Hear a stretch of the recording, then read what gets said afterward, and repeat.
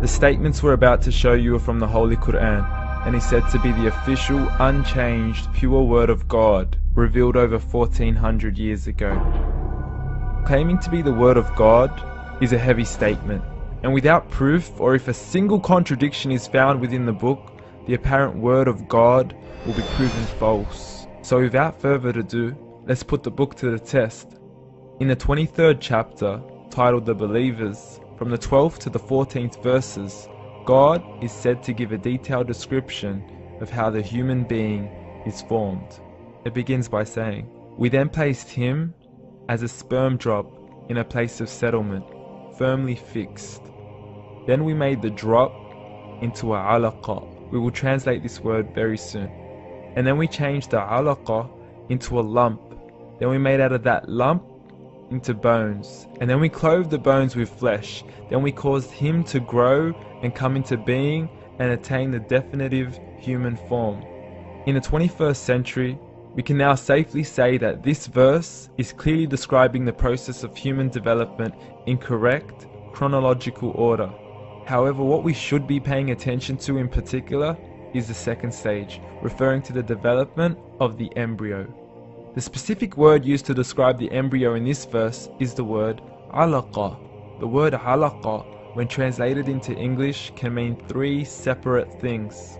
Firstly, a blood clot, or to be suspended, that is to be hanging or clinging to something, or thirdly and finally, a leech. Now, all three definitions don't come anywhere near what we perceive to be the human embryo. So, why are these words used, and what significance do they share with the human embryo? Can the embryo be described as a blood clot? Well, what do you think? In the third week of embryonic development, a tubular heart joins with the blood vessels to form a primordial cardiovascular system, and by the end of the third week, the blood is circulating and the heart begins to beat on day 21. The first thing that comes to mind in regards to being suspended or hanging is the umbilical cord. But we can't use that example because we are simply referring to step 2, before the baby has even formed. But we now know today that the umbilical cord is formed from the connecting stalk. And the connecting stalk is formed as soon as the embryo is formed. The embryo's connecting stalk has even been described by John Allen and Beverly Kramer as an object to suspend the developing embryo in the extra-embryonic column. So an embryo is suspended and does have a strong resemblance with a blood clot. What on earth would an embryo have to do with a leech? Figure A shows the structure of an embryo at 25 days. Figure B shows a leech. Now please note once again that the embryo in this stage is no greater than the size of a kernel of wheat.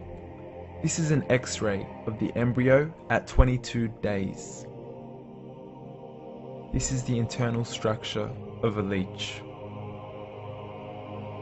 It's mind-blowing stuff, but you still haven't seen anything yet. This is the head of the embryo at 22 days. The detail you are seeing right now is absolutely impossible to be seen with the human eye and can only be seen with a microscope.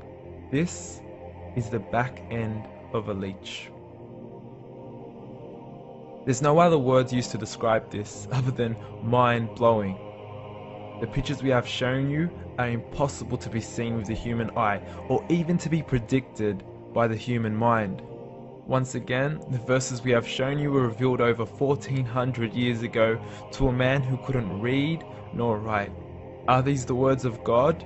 Descriptions of the human embryo in the Quran cannot be based on scientific knowledge in the 7th century. The only reasonable conclusion is that these descriptions were revealed to Muhammad from God, from God, from God, from God, from God.